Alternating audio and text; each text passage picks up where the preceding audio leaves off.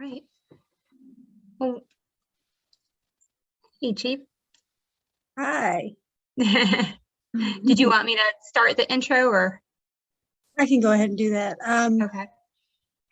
So welcome to everyone to the Pine Hill Health Network Nicotine Abuse Prevention Program webinar. The title of this webinar is Sacred Tobacco, Traditional versus Commercial Use, Cultural Considerations in Native American Communities. This webinar is property of Pine Hill Health Network. The material in this webinar cannot be replicated, reproduced, or redistributed without express written permission from Pine Hill Health Network.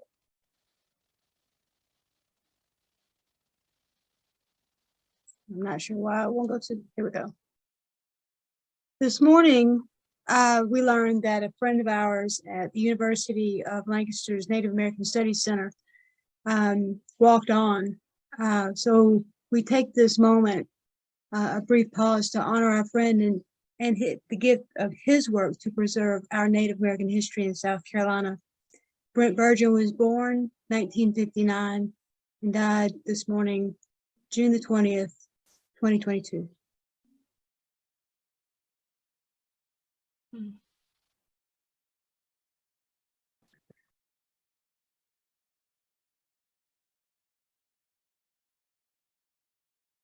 Today's presenters, Laura Balgari. She is a family nurse practitioner. She is a member of the PD Indian tribe. She is also affiliated with Pine Hill Health Network as our nurse practitioner. I am Chief Michelle Mitchum. I'm the chief of Pine Hill tribe and the director of Pine Hill Health Network.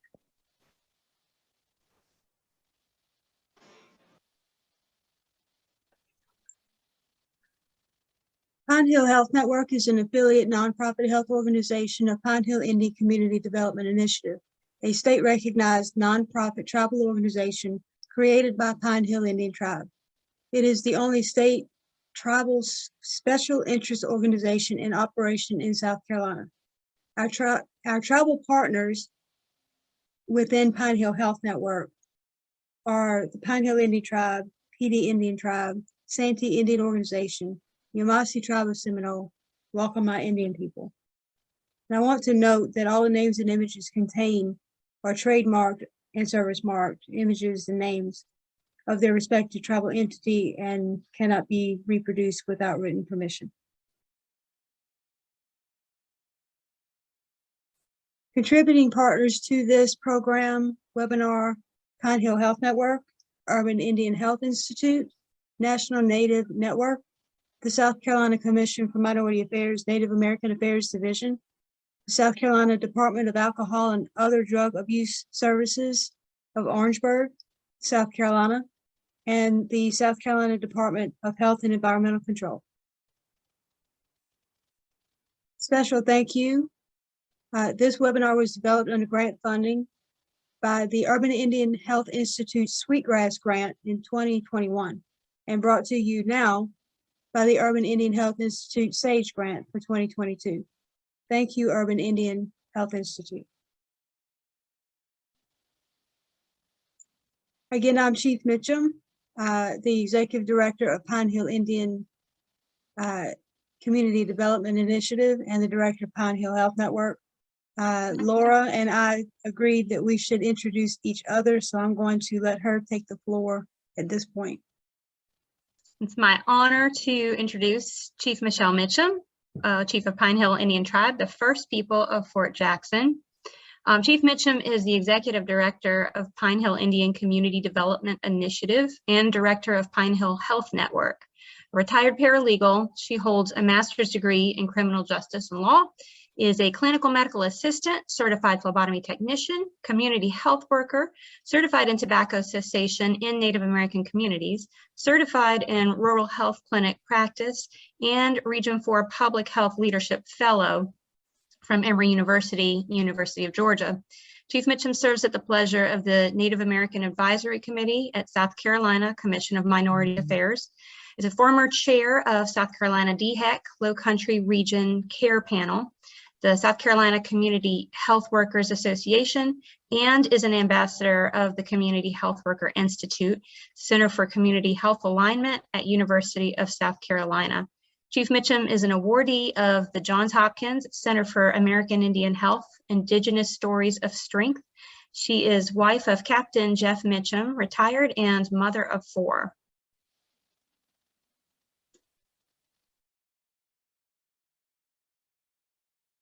And I am honored to introduce you all to Laura Balgary. Again, she is a member of the PD Indian tribe. Laura is native to the low country of South Carolina with tribal roots from several entities throughout this state. She is enrolled in the PD Indian tribe, a tribal health partner with Pine Hill Health Network. Although she has lived all over the East Coast, South Carolina is her home, and being part of Pine Hill Health Network is a vital aspect of her mission as a Native American nurse to bring Indigenous health values to all. Laura is a certified family nurse practitioner at a pediatric office in Atlanta, Georgia, as well as a private practice lactation consultant and nurse practitioner health advisor at Pine Hill Health Network. When not caring for her patients and local community, she is a busy advocate for Indigenous representation and support in Atlanta and in South Carolina as co-director of Atlanta Indigenous Peoples Association. As a former nurse at Emory Hospital Clinic, Laura supports the Emory School of Nursing in their diversity education seminars and the Native American Indigenous Studies Initiative. She lives in Atlanta with her husband and 2 daughters.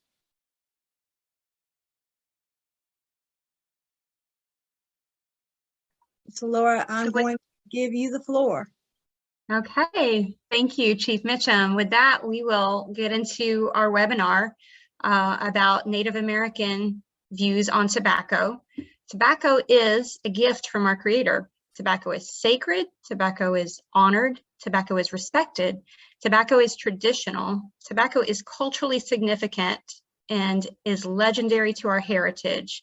Tobacco is a legacy of our people and has been for thousands of years.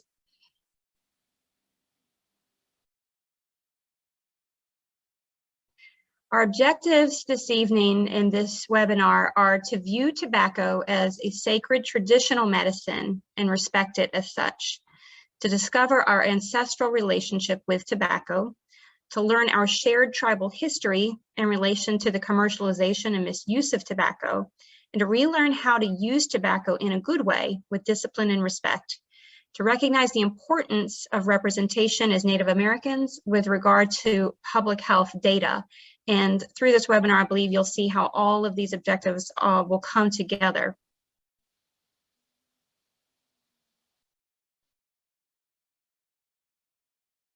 South Carolina's 46 counties are home to over 14 tribal entities. If you're familiar with the Native history of South Carolina, I'm sure you're familiar with this map and many of these names. It's all over the state websites. We don't have to go through every single one, but we have many diverse entities, and they've been named since the early 1700s with many different language groups and cultures, all eventually blending closely with one another, but also having individual separate histories and cultures. So we're going to talk a little bit about Native American history in South Carolina. The establishment of South Carolina as a colony began in 1670. Of course, our ancestors were here for thousands of years before that. But when the settlers came in 1670, they first came from Barbados and other areas. Of course, even before that, explorers came from Spain, but they entered in Charlestown, at Charlestown Landing. The survival of these settlers, as was the case throughout America, as the story is known, was made possible through the assistance of South Carolina's indigenous people, our ancestors, including the early Pine Hill Indians that were then called Coffeetachiki. It was the Coffeetachiki who saved the settlers from starvation as they awaited the return of their ship that had been sent to Virginia for additional provisions. This was information recorded from 1670 in the Calendar of State Papers. Further information was recorded by a French missionary named Dr. Francis Lejeune and significant information from his documentation in the early 1700s because he detailed the observations that he made of Native American tribal ceremonies, of which tobacco was an important part. He noted specifically of the Etowah tribe that some traditions and ceremonies mirrored biblical stories of Adam and Eve and Noah's Ark. He was an advocate for South Carolina's indigenous people, and his notes provide much context and detail for historians. And you can actually read those if you're interested in the Frank Klingenberg book, The Carolina Chronicle of Dr. Francis Lejeune. There were further records written by the commissioners of the Indian trade journals, and there were, I believe, 5 of those between the years of 1710 and 1760. Those are now available at the South Carolina Archives and History and online on their website. A really wonderful resource from early experiences of the commissioners and the Indian trade and Indian slave trade that was organized by those commissioners. Indians were the first slaves of North America, and it's pretty well chronicled in some of those trade journals. So the commissioners for the Indian trade assigned single agents to tribes. They regulated Indian trade, including the trade of our people, and decided on issues of slavery and abuse against Native Americans. Indian trade and slavery continued beyond the passage of the Negro Act of 1740, which was an extremely significant act, even though it doesn't mention us in the name. The Negro Act of 1740 effectively eliminated the Native American people in South Carolina as a race. Racial and ethnic identification, heritage, and culture was denied to South Carolina's indigenous people with this act. This existed in antebellum South Carolina, as well as throughout the Civil War and beyond through the Reconstruction period. It was significant because it reclassified us as Negro, free persons of color, mulatto, or other. In our own indigenous lands, Native Americans in South Carolina were legally forced by the Negro Act to hide and keep secret our identity, ceremonies, heritage, and culture. For example, if you read the act, which you can look up, it forbid our gathering in groups. It forbid drumming, which was considered an intimidating, a threat, an act of war. Of course, we know it forbade, any person of color, which we were quickly just swept into, from having any of the rights of people considered white. So this led to South Carolina indigenous people using commercial tobacco in place of traditional tobacco because we could no longer observe our traditional ceremonies. The birth of generational poverty. Emancipation ended slavery, voided the Negro Act, and destroyed plantation farming. Forced to pay wages for labor, Southern landowners began to enter into agreements with sharecroppers or tenant farmers, of which many of our people were sharecroppers and became tenant farmers. In this arrangement, landowners received a portion of the crop in lieu of cash rent from the tenant farmers.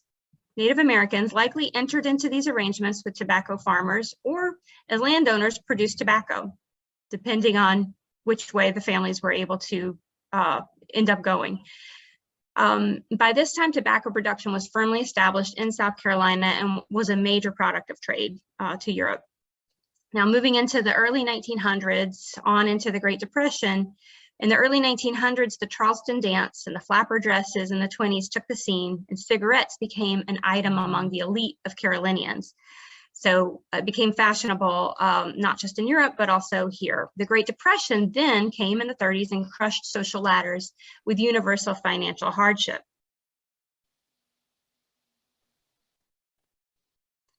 Moving on to the civil rights movement of the 50s and 60s, the American Indian movement, AIM, advocated American Indian and Native American civil rights on the heels, of course, of African American rights. Most famous of Native American advocates are Russell Means and Dennis Banks. Religious freedom. No Native American ceremony was legal until the passage of the Indian Religious Freedom Act of 1978, which became a federal law. As commercial tobacco is more readily available at that time, South Carolina Native Americans often used commercial tobacco products such as Marlboro, Camel, and other similar items, also smokeless tobacco such as chewing tobacco, for sacred purposes. South Carolina legislature. South Carolina embraced its Native American population in June 2004, when South Carolina Commission for Minority Affairs was authorized by statute to oversee state recognition of tribal entities and began to slowly, formally recognize the people that had been erased for the past several centuries. Religious recognition went into effect on October 21st, 2012, when the Vatican canonized Kateri Tekakwitha, Lily of the Mohawks, a Catholic saint. She was a Mohawk Native American nun, and she became canonized in 2012. This was significant because it illustrates that Native Americans adopted many different religions while holding fast to our traditions, our ancient traditions. And that's still important to recognize to this day, because we are a multifaceted people. We do have a holistic outlook, and our traditions are mixed with more modern, newer understandings and religious and spiritual ideas. Stereotypes and hate also play a part in our history. To this day, offensive slang words are still used to identify Native Americans in South Carolina and elsewhere, and are intended to be hurtful and dehumanizing. These terms are often used to reinforce the false idea that certain races are biologically inferior. And of course, this concept has been pushed for centuries now in our area. So a lot to overcome there. Now, speaking about tobacco and its sacredness and its original and still current use, the actual plant is known as Nicotiana rustica, also called Aztec tobacco. And traditional tobacco is a wild-growing, spindly-looking plant when it can be found in the wild. It contains more nicotine than any tobacco plant of all its variations. So certainly very difficult to inhale, and that's not our traditional use of it. Traditional tobacco is a sacred element in Native American culture, and its use varies from tribe to tribe, but interestingly, its use can be found among all the 500 to 600 tribes across our continent. And that's kind of unusual because we do have many different variations from tribe to tribe. Very few things are the same, but the fact that we all venerate tobacco and hold it as sacred is something really important. Tobacco is not inhaled if it's smoked at all. When it's burned, it's usually done in a shell or a dish, either alone or mixed with other sacred elements like sweetgrass, white sage, or cedar. It's believed that the smoke carries prayers to the Creator and eliminates negativity. And of course, this is not unique just to Native Americans. Many religions and spiritual beliefs throughout the world do hold patterns, such as believing that smoke, and especially sacred smoke, sacred incenses, carry our prayers. Dried tobacco may be presented as a gift to show respect, gifted to bind an agreement, or a prayer offering to the Creator, and medical use of dried tobacco lies in the belief that tobacco serves as a healing agent.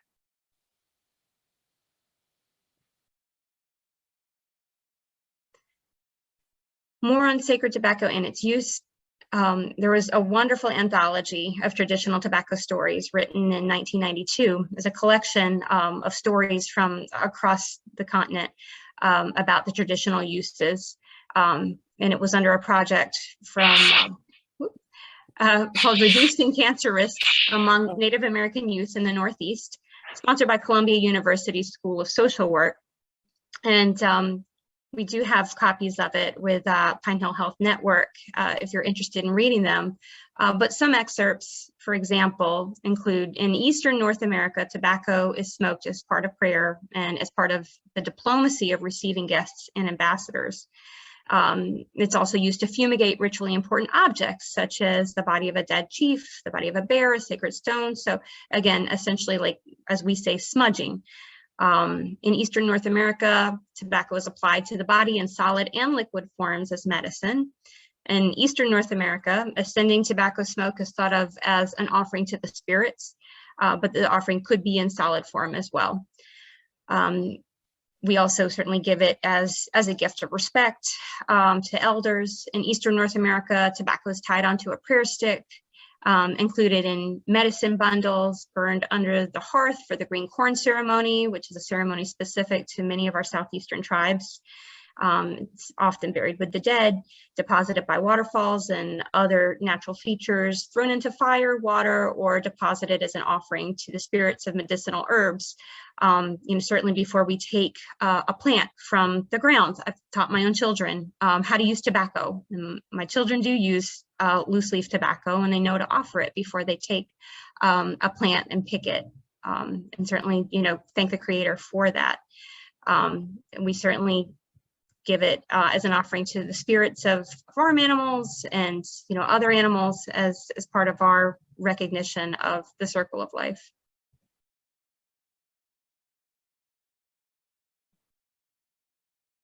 Now, juxtapose this sacred traditional use that's been done for thousands of years with commercial tobacco and its use. Commercial tobacco is made from a slightly different variation known as Nicotiana tabacum, a hybrid species. This tobacco contains at least 70 cancer-causing chemicals.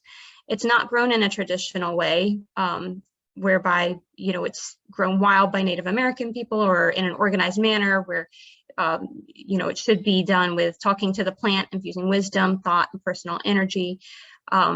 It's grown commercially and contains less nicotine than the traditional plant, which makes it easier to inhale and easier to industrialize, and then of course more readily available to the public for sale. The use of commercial tobacco products contributes to the top 3 leading causes of death among Native Americans, which are cancer, diabetes, and heart disease. Tobacco cessation services in South Carolina include various programs in healthcare settings like hospitals, rural health clinics, and tribal health settings and clinics, as well as the free statewide South Carolina Tobacco Quit Line and local alcohol and drug commissions. So these cessation programs do exist, but we'll talk more about how those have affected South Carolinians. Now, commercial tobacco use in South Carolina, it's really heavily among, there's a particular demographic. Specifically, 18% of adults in South Carolina reported, and this survey is from most recently, I think 2018, was fully completed. 18% of adults in South Carolina reported that they currently smoke cigarettes. And of that 18%, the majority of those smokers were between the ages of 25 and 54, had at most a high school education or GED. Most were men, earned incomes just at or below the federal poverty level, and most identified as American Indian, Alaska Native, or other. 76% identify as everyday smokers, and the majority of those smokers report smoking anywhere from 1 to 20 cigarettes a day. Now, in regard to vaping and e-cigarettes, the majority of adult e-cigarette use was between ages of 18 and 34. There doesn't appear to be any standout demographic there, as the use of these products is similar among education, marital status, income geography, and the public health region as per Department of Health and Environmental Control. Data shows that use does appear to be higher among people identifying as non-Hispanic, American Indian, or Alaska Native, and men. So even with the smokeless and vaping, 62% of the South Carolina adult smokers reported that they intend to quit. 55.7% were aware of cessation services. So these weren't unknown to smokers, including the Quit Line and other services, but 37.7% reported using a cessation resource during a quit attempt. So only a portion of those. I'm sorry, Laura, did I skip ahead? Oh no, you can go ahead to the next slide. Oh, sorry, hold on. That's slide 18. Now, yeah, this slide, the commercial tobacco, the second plate shows the types of products being used and by whom. So you can see on the second survey chart that the current tobacco users in South Carolina, mentholated products were very popular, especially with African American and Latino smokers. However, again, American Indian, Alaska Native smokers were not far behind. And of course, that catch-all other category undoubtedly represents many BIPOC tobacco users, has been the case. We've been more frequently named other than officially represented in demographic data, which is why it's so important that we do represent ourselves, and more about that later. But this is a really important part and feature of what we do at Pine Hill Health Network with our affiliates, is provide representation for our people and thereby provide the services that we need. And I'm going to go back to that earlier slide just in case, because I feel like I cut you off and I didn't mean to. Oh, no, that's fine. Let's see. I think I was still talking about the cessation programs, a traditional cessation, I should say, very similar to the traditional diabetes programs. We've seen through research and currently developing research that programs that are more specifically tailored to culturally identify the differences and the particular needs of Native American patients are far more superior to the traditional kind of federal programs that are more generic. And certainly, as you can see through what we've said so far, tobacco is a sacred object for us, and the idea of quitting tobacco and being tobacco free doesn't really apply to Native Americans that believe their culture heals and that are redefining their lives and their values based on their indigenous heritage. So we don't want to quit tobacco. We want to quit nicotine and encourage our loved ones to do so. It's the nicotine itself that kills and the misuse of it, rather than the sacred herb itself when used properly. I'll go skip. Okay, here we go. Am I on the right side? Perfect. Yeah. So we just talked about the specific South Carolina statistics, and I just wanted to compare those to the national statistics, because even though we are a very tiny minority, and in our South Carolina statistics, the representation was about 60 individuals out of 7,000, again, highlighting the need for more representation of our people in the state of South Carolina. Nationally, again, Native Americans are generally considered to be somewhere around 1%, maybe 2%, less than 2% of the national population in America. But how common is commercial tobacco use nationally in Native American and Alaska Native populations? Well, since 1978, we've had the highest use of commercial tobacco compared to people of other races or ethnicities in the country. And just to put it in a different non-percentage perspective, 1 in 2 young adults aged 18 to 25 years uses tobacco. 1 in 5 adults aged 18 and over, Native Americans, smoke cigarettes. 1 in 12 adults 18 and over use smokeless tobacco, such as chewing tobacco. 1 in 6 women smoke during pregnancy, which of course is terrible for a woman and her fetus. I think we all know how severely, you can go on to the next slide, Chief, how severe the outcomes are, in any event, whether a baby, whether a pregnant mother, whether as far as comorbidities, the nicotine kills. American Indians and Alaska Natives have higher risk of experiencing tobacco-related disease and death due to the higher prevalence of cigarette smoking and other commercial tobacco use. And of course, being a pediatric nurse, I have to throw in there, just the secondhand exposure is incredibly severe. Cardiovascular disease is the leading cause of death among American Indians and Alaska Natives, and that's generally true among all populations. But of course, it's further heightened with the cigarette smoking and secondhand exposure. Lung cancer is the leading cause of cancer deaths among American Indians and Alaska Natives. And I think it's pretty well known that diabetes is a major risk for Native Americans, and it is the 4th leading cause of death among American Indians. Now, the risk of developing diabetes is 30 to 40% higher for smokers than non-smokers. So you can see how we are just compounding problems with smoking. And you can see that there's clearly a very strong connection between Native Americans and smoking.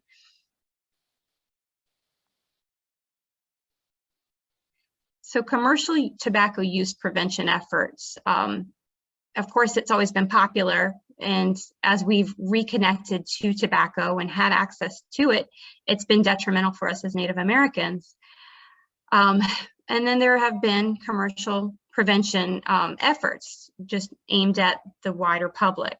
National Congress of American Indians passed a specific resolution, first starting in 2016, supporting policies to reduce commercial tobacco use, secondhand smoke exposure, and tobacco-related disease among American Indians and Alaska Natives. So this was, this has been a fairly recent effort to really tailor these prevention efforts to our people and identify this connection, this ancestral connection. Why are we killing ourselves with tobacco? Why are we not using it the way it was meant to be? And this is getting a little off script here, but this is really part of the decolonization process, and this is what we do at Pine Hill Health Network. Moving right on the heels of the National Congress of American Indians, Pine Hill Indian Tribe issued a proclamation in 2017 supporting the elimination of commercial tobacco use at Pine Hill tribal gatherings. And then the American Indian Cancer Foundation conducted a project, two projects, one is currently running, but they have mapped the historical indigenous use of tobacco to the current nicotine addiction rates in Native American communities. So their project first uncovered about 59% of their local community in the state of Minnesota, among 9 different tribal groups and communities, were smokers. So overwhelming amount of people were smokers. So that moved them into the second phase of a currently running project that focuses on indigenizing the message of smoking cessation. And their method is encouraging a return to our traditions of spirituality, family, community, and the cultural use of tobacco. So evolving it back to where we came from with our use of tobacco. Simultaneously, Pine Hill Health Network has developed the Sacred Tobacco webinar and has initiated the nicotine cessation program culturally specific to Native American communities, and launched a toll-free hotline, which is 1-833-RED Forever, as in the Red Road, and instituted the South Carolina Native American Health Committee.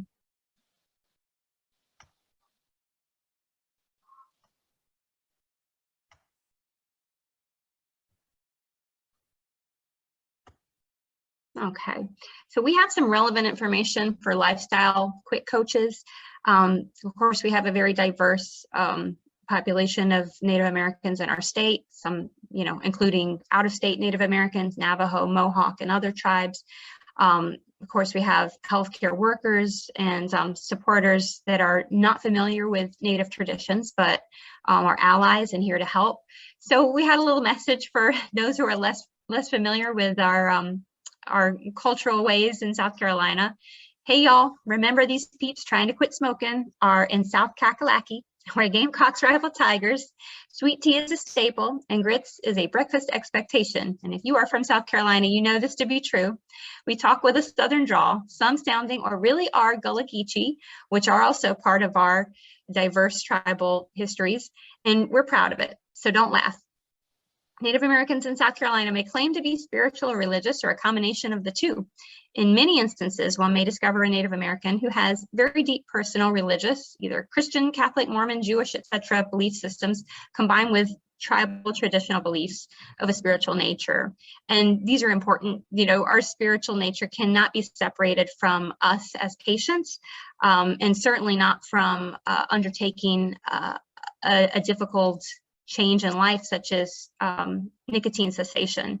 So this is important to be aware of, no matter who you are, no matter what part you're taking in helping or cessation journey yourself. So you may also experience atheist or agnostic Native Americans. You may experience Native Americans who are more apt to seek advice from their tribal elders, medicine men, or holy people. In addition to our understanding of tobacco, water is, of course, another healing element and can be suggested as an alternative when the urge to smoke or vape arises. For many tribes, water symbolizes life, strength, and healing.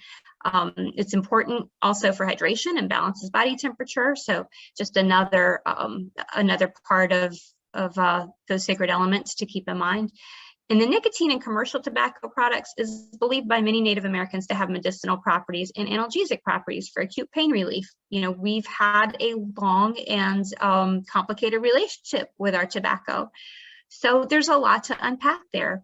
Coaches assisting callers with chronic pain should develop a quit plan that includes conversations with the individual's physician, because many people do rely on nicotine to help with pain and stress, as of course, many quit coaches are aware of. Oh, going wrong way. Sorry. It's okay. And a little more history and understanding for those who are less familiar with our demographics in the state. 50% of South Carolina is rural. We have 3 large cities throughout the whole state. The largest 3 are in upstate in Greenville, Columbia is in the Midlands, and the Low Country has Charleston. But there's a lot of poverty, illiteracy, and food insecurity across our state. Also, South Carolina, the South experiences all of the negative impacts of things like racism, substance use, crime, unemployment, teen pregnancy, low high school graduation rates, and domestic violence that impact the country as a whole. Of course, you see that. Again, there's so much to unpack with nicotine addiction. Why do people end up smoking cigarettes? It's expensive. It kills you. It has so many detrimental effects. And it really seems to afflict the people who need the most help.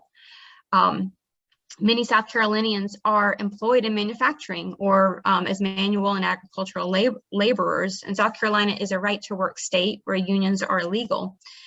Rural areas have unique challenges, along with the many smokers that are living there. So in regard to access to healthcare, grocery stores, education, childcare, and employment opportunities, these resources are scarce. Transportation also can be very problematic, and large rural swaths of South Carolina have no access to broadband internet either. So even now in the age of telehealth and Zooms, this can really present a major challenge for our rural residents. These challenges are important to consider when you're making recommendations about healthy living and quit support, such as exercising or accessing online information, talking to a doctor, or running to the store to get something. Even just talking to a doctor, if you're not Native American and you're familiar with our people, of course, there's a very historic distrust of doctors. And that in itself, even if you make it to a doctor's office from your rural area, there's a lot of intimidation and a lot of historical distrust to overcome in that as well. So all these challenges are impacting our racial and ethnic groups in all gender identities. South Carolina has rivers, mountains, bays, forests, swamps, and coastline that encourage boating, fishing, hunting, hiking, camping, and other outdoor activities. Of course, these are all great things about our state that encourage a lot of tourism. It's unbelievably brutal during the summer months, and temperatures regularly exceed 100 degrees. Very brutal for all of our manual and agricultural laborers as well. And this is amplified greatly by the humidity we have here, which is downright oppressive from July to September. Then you have the hurricanes from June 1st to November 30th. Every South Carolinian is familiar with the devastation caused by floods, power outages, tornadoes, storm surges. Of course, always affects our poverty-stricken populations worse, who have we're living in trailers or less protected housing. So many people have lost homes and loved ones and even their lives because they couldn't afford to evacuate. And many of those who evacuate come home to nothing but despair.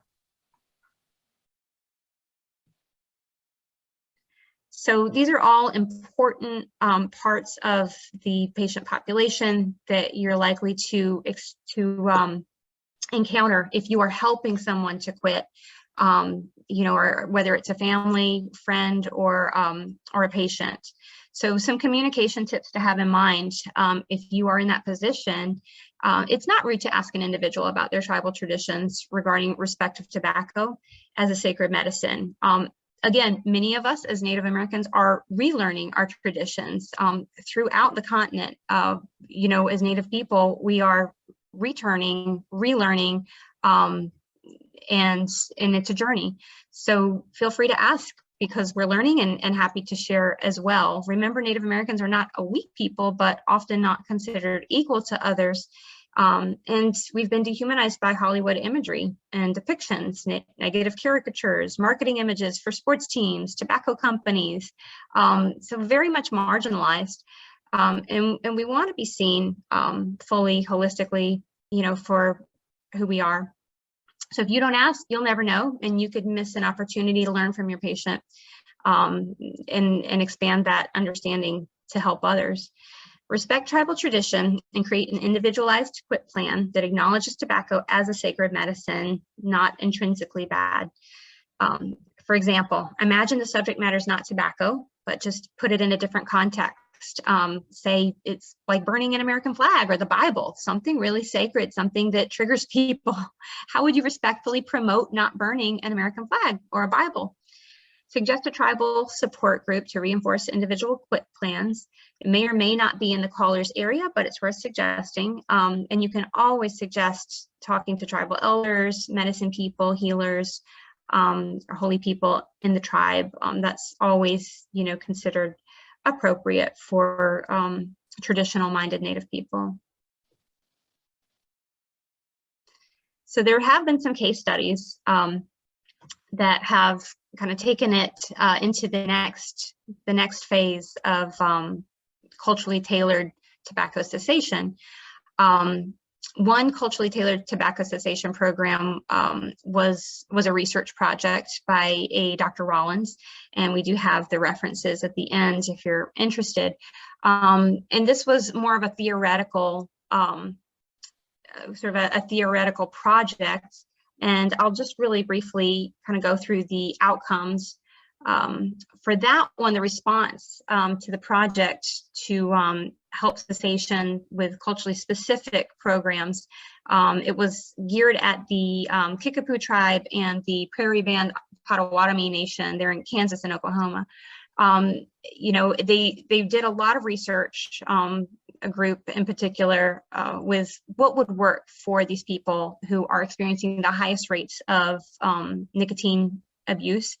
And the response to the project was terrific. They gathered formative data to develop a culturally appropriate tobacco cessation program. And I think it was specific to smokeless tobacco. So again, very, very popular as well with our Carolina folks.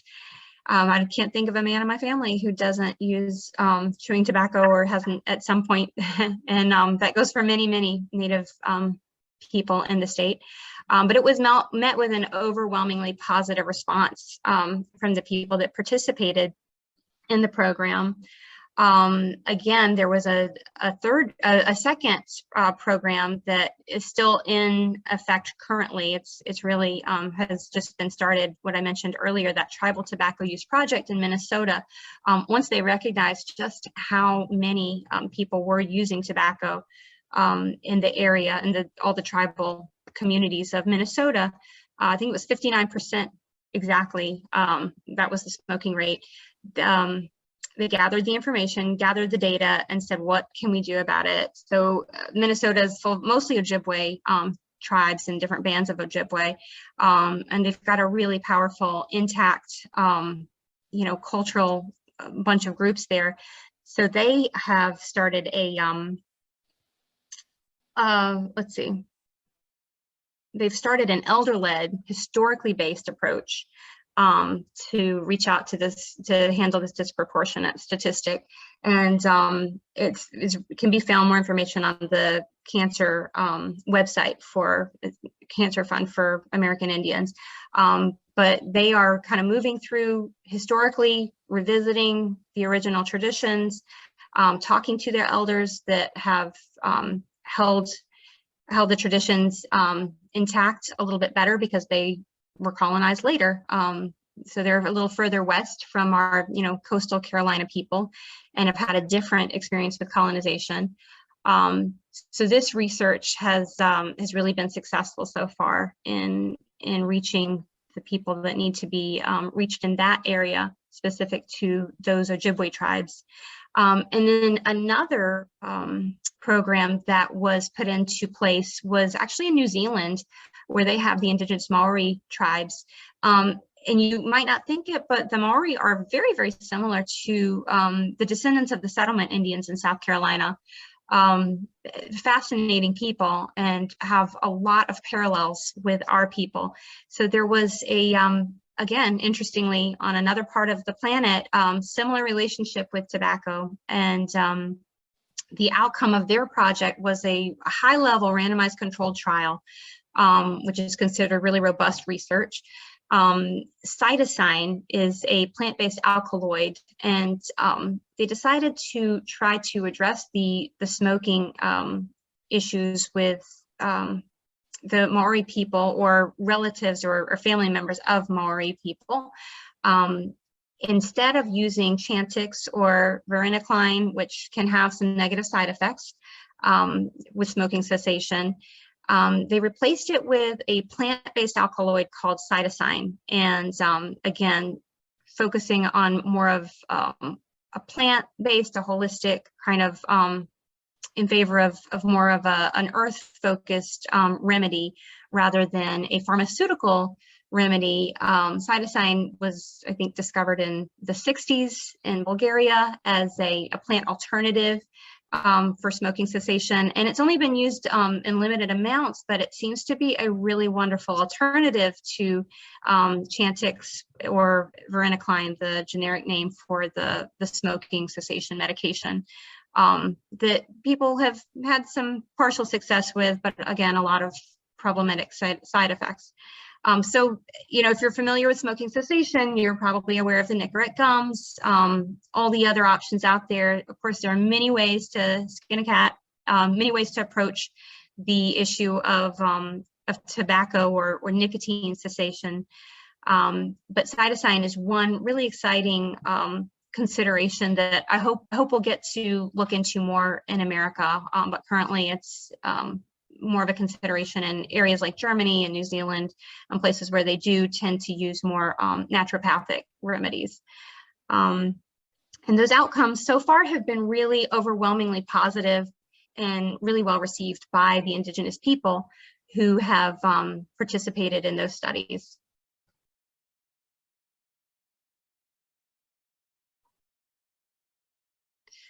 So in conclusion, what we want to part with is the understanding that the Deep South has a sordid history, including enslavement, disenfranchisement, and abuse. And it's important to understand that our people have a complicated relationship with tobacco. It's simultaneously a symbol of healing and pain, of unity and forced separation, of progress and exploitation. So this presentation covered a lot of information over many centuries pretty quickly. And the intended goal, of course, was to introduce you to the Red Road, unique to Native Americans in South Carolina. And this is our particular history. Some of it is shared with many other tribes, but a lot of it is unique to us. So please remember that Native Americans in South Carolina strongly advocate to protect our culture and our heritage, because history tells the tale of how South Carolina's Native American population can become invisible. And it's a long climb up to become visible and recognized again. And that's why it's important for us to identify as American Indian in order to provide the demographic information that's been robbed of us from over the centuries of being mislabeled and erased from our areas as Indigenous people in our state. Taking part in health programs specific to our culture and our needs helps us individually and communally.